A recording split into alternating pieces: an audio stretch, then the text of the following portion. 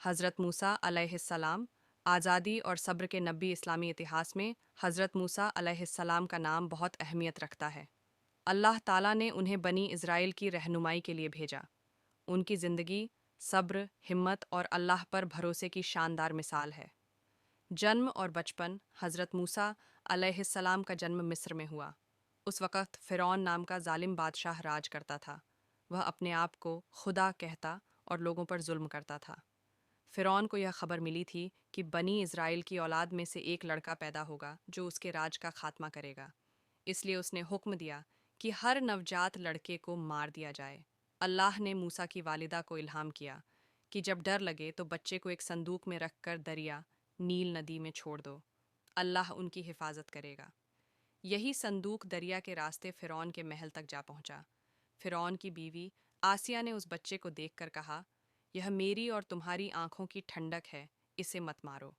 इस तरह अल्लाह ने मूसा को उसी दुश्मन के घर में पाला जहां से उनकी जिंदगी की सबसे बड़ी जंग शुरू होनी थी। नबूवत और पैगाम। जब मूसा बड़े हुए तो अल्लाह ने उन्हें नबूवत दी और फ़िरौन के पास भेजा।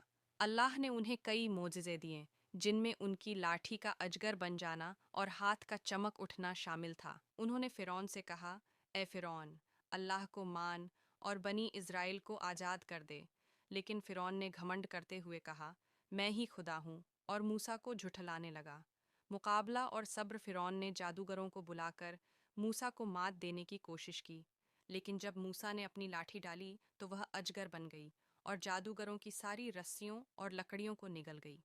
जादूगर समझ गए कि यह जादू नहीं बल्कि अल्लाह का मौजिज़ा है। उन्होंने वहीं सजदा करके कहा, हम मूसा और हारून के रब पर ईमान लाए। यह देखकर फ़िरौन और ज़्यादा गुस्से में आ गया और जुल्म बढ़ा दिया। लेकिन मूसा अलैहिस्सलाम ने सब्र और अल्लाह पर भरोसा किया। दरिया का चमत्कार। आखिरकार अल्लाह ने हुक्म दिया कि बनी इज़राइल को लेकर मिस्र से निकल जाओ। मूसा अपनी कौम को लेकर निकल पड़े।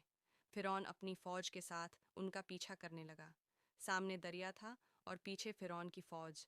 बनी इज़राइल घबराने लगे, लेकिन मूसा ने कहा, हरगिज़ नहीं, मेरा रब मेरे साथ है और वह मुझे राह दिखाएगा।